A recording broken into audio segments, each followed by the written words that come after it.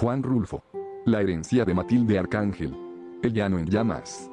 1953, en Corazón de María vivían, no hace mucho tiempo, un padre y un hijo conocidos como los eremites, si acaso. Porque los dos se llamaban Euremios. Uno, Euremio Cedillo, otro, Euremio Cedillo también. Aunque no costaba ningún trabajo distinguirlos, ya que uno le sacaba al otro una ventaja de 25 años bien colmados. Lo colmado estaba en lo alto y garrudo de que lo había dotado la benevolencia de Dios. Nuestro Señor al Euremio grande. En cambio al chico lo había hecho todo al revésado. Hasta se dice que de entendimiento. Y por si fuera poco el estar trabado de flaco, vivía. Si es que todavía vive, aplastado por el odio, como por una piedra, y válido es decirlo. Su desventura fue la de haber nacido. Quien más lo aborrecía era su padre. Por más cierto mi compadre, porque yo le bauticé al muchacho. Y parece que para hacer lo que hacía se atenía a su estatura. Era un hombrón así de grande, que hasta daba coraje estar junto a él y sopesar su fuerza. Aunque fuera con la mirada. A uno verlo uno se sentía como si a uno lo hubieran hecho de mala gana o con desperdicios. Fue en Corazón de María abarcando los alrededores. El único caso de un hombre que creciera tanto hacia arriba. Siendo que los de por ese rumbo crecen a lo ancho y son bajitos, hasta se dice que es allí donde se originan los chaparros, y chaparra es allí la gente y hasta su condición. Ojalá que ninguno de los presentes se ofenda por si es de allá. Pero yo me sostengo en mi juicio. Y regresando a donde estábamos, les comenzaba a platicar de unos fulanos que vivieron hace tiempo en Corazón de María. Euremio Grande tenía un rancho apodado Las Ánimas. Venido a menos por muchos trastornos, aunque el mayor de todos fue el descuido. Y es que nunca quiso dejarle esa herencia al hijo que, como ya les dije, era mi ahijado.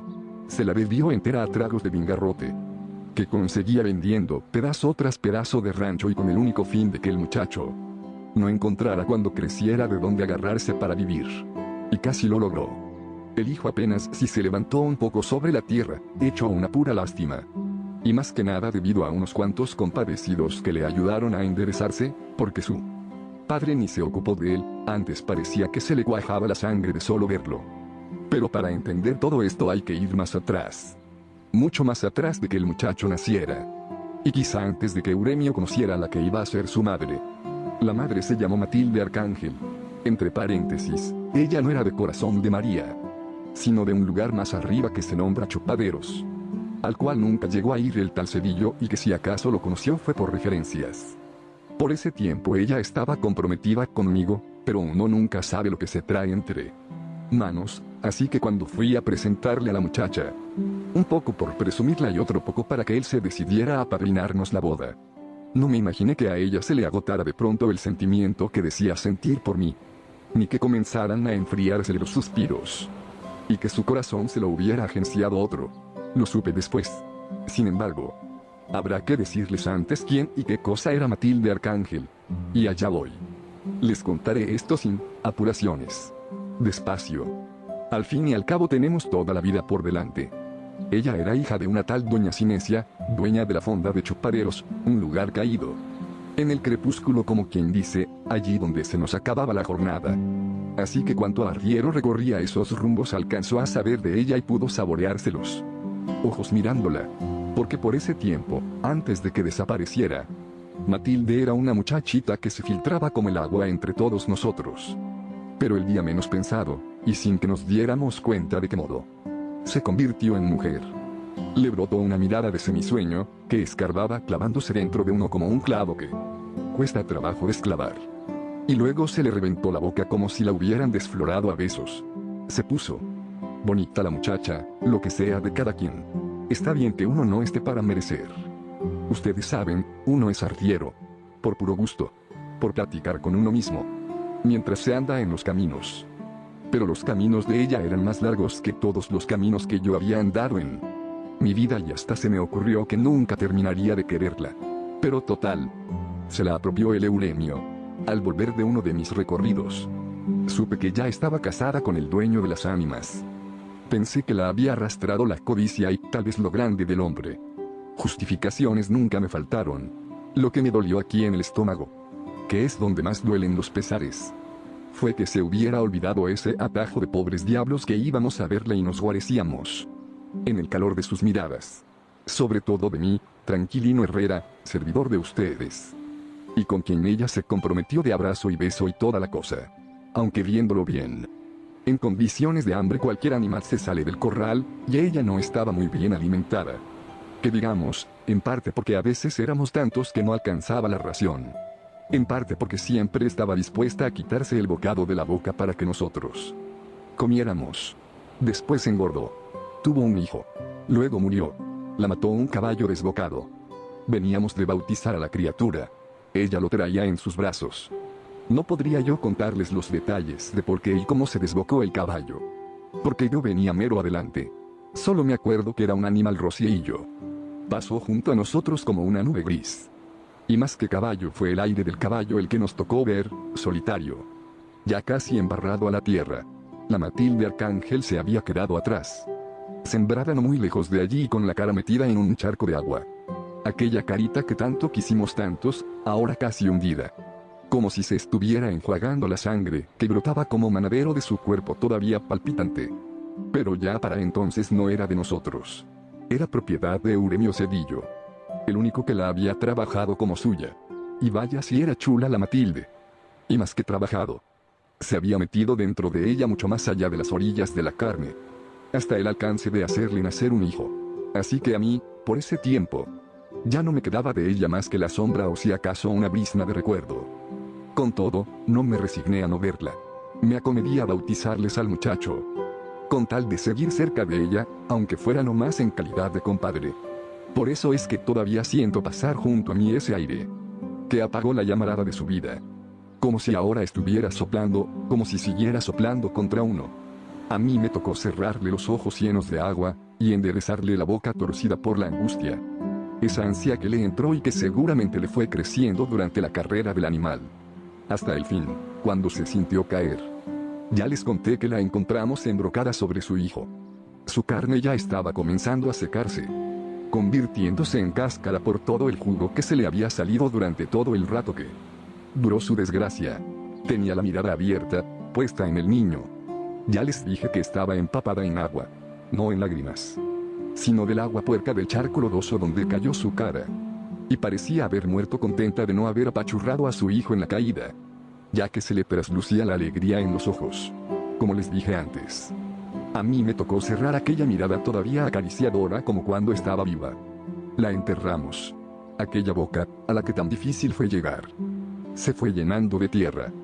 Vimos cómo desaparecía toda ella sumida en la hondonada de la fosa, hasta no volver a ver su forma. Y allí, parado como horcón, Euremio Cedillo. Y yo pensando, si la hubiera dejado tranquila en Chupaderos, quizá todavía estuviera viva. Todavía viviría, se puso a decir él. Si el muchacho no hubiera tenido la culpa. Y contaba que al niño se le había ocurrido dar un berrido como de tecolote. Cuando el caballo en que venían era muy asustón. Él se lo advirtió a la madre muy bien, como para convencerla de que no dejara berrear al muchacho. Y también decía que ella podía haberse defendido al caer, pero que hizo todo lo contrario.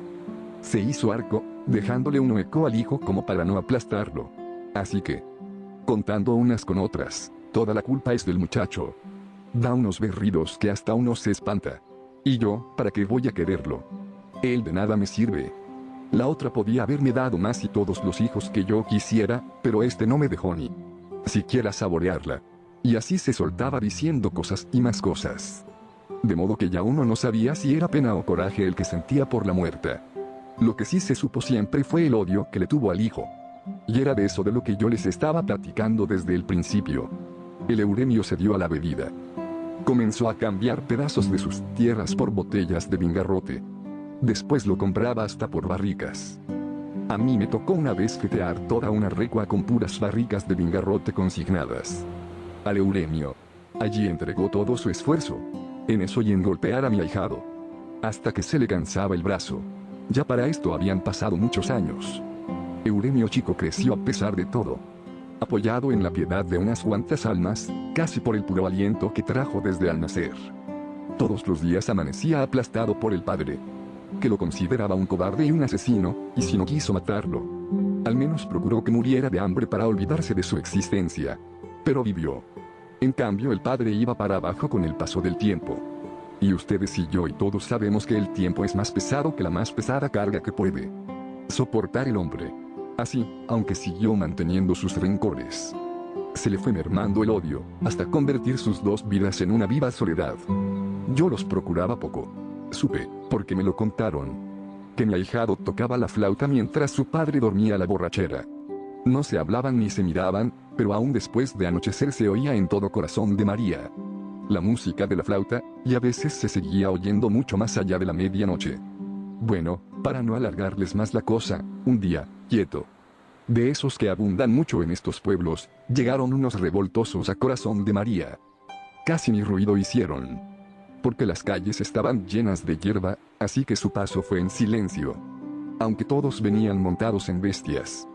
Dicen que aquello estaba tan calmado y que ellos cruzaron tan sin armar alboroto, que se oía el grito del somormujo y el canto de los grillos, y que más que ellos, lo que más se oía era la musiquita de una flauta que se les agregó al pasar frente a la casa de los eremites, y se fue alejando, yéndose, hasta desaparecer.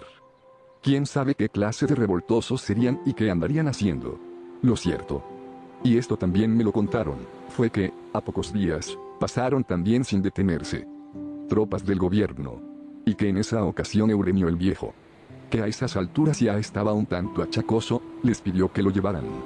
Parece que contó que tenía cuentas pendientes con uno de aquellos bandidos que iban a perseguir. Y sí, lo aceptaron. Salió de su casa a caballo y con el rifle en la mano, galopando para alcanzar a las tropas. Era alto, como antes les decía, que más que un hombre parecía una banderola por eso de que llevaba el greñero al aire. Pues no se preocupó de buscar el sombrero. Y por algunos días no se supo nada. Todo siguió igual de tranquilo. A mí me tocó llegar entonces. Venía de abajo donde también nada se rumoraba. Hasta que de pronto comenzó a llegar gente. Coamileros, saben ustedes. Unos fulanos que se pasan parte de su vida arrendados en las laderas de los montes. Y que si bajan a los pueblos es en procura de algo o porque algo les preocupa. Ahora los había hecho bajar el susto. Llegaron diciendo que allá en los cerros se estaba peleando desde hacía varios días. Y que por ahí venían ya unos casi de arribada. Pasó la tarde sin ver pasar a nadie. Llegó la noche. Algunos pensamos que tal vez hubieran agarrado otro camino. Esperamos detrás de las puertas cerradas. Dieron las 9 y las 10 en el reloj de la iglesia. Y casi con la campana de las horas se oyó el mugido del cuerno. Luego el trote de caballos. Entonces yo me asomé a ver quiénes eran. Y vi un montón de desarrapados montados en caballos flacos, unos estilando sangre. Y otros seguramente dormidos porque cabeceaban. Se siguieron de largo. Cuando ya parecía que había terminado el desfile de figuras oscuras que apenas sí se distinguía. De la noche, comenzó a oírse, primero apenitas y después más clara, la música de una flauta. Y a poco rato, vi venir a mi ahijado Euremio montado en el caballo de mi compadre Euremio Cedillo. Venía en ancas, con la mano izquierda dándole duro a su flauta, mientras que con la derecha sostenía, atravesado sobre la silla, el cuerpo de su padre muerto, Juan Nepomuceno Carlos Pérez Rulfo Vizcaíno. Conocido como Juan Rulfo, fue un escritor, guionista y fotógrafo mexicano, perteneciente a la generación del 52. Fecha de nacimiento: 16 de mayo de 1917, Sayula. Fecha de la muerte: 7 de enero de 1986, Ciudad de México. Te invito a seguir su vida y obra.